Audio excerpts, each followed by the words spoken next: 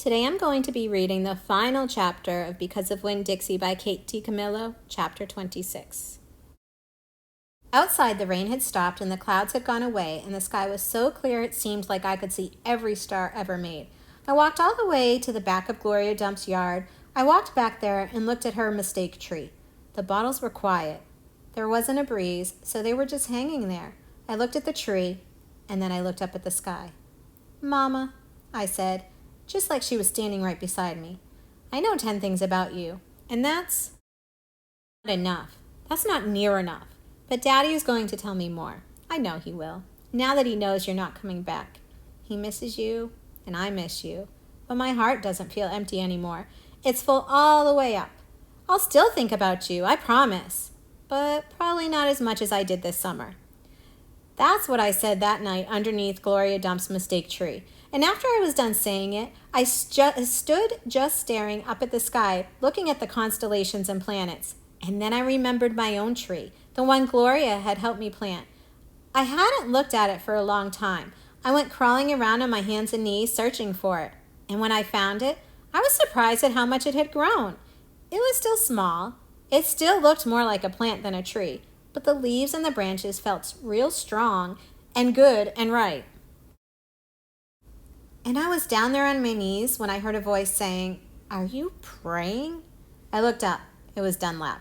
"No," I said. "I'm not praying. I'm thinking." He crossed his arms and looked down at me. "What about?" he asked. "All kinds of different things," I said. "I'm sorry that I called you and Stevie bald-headed babies." "That's all right," he said. "Gloria told me to come out here and get you." "I told you she wasn't a witch." "I know it," he said. "I knew it all along. I was just teasing you." "Oh," I said. I looked at him close. It was hard to see him good in that dark yard.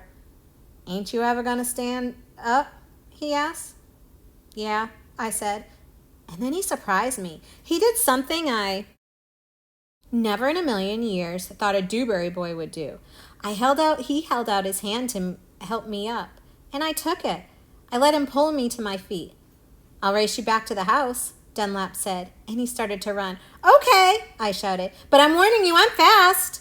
We ran, and I beat him. I touched the corner of Gloria Dump's house right before he did.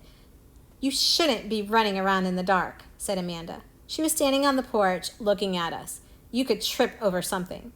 "Aw, Amanda," said Dunlap, and he shook his head.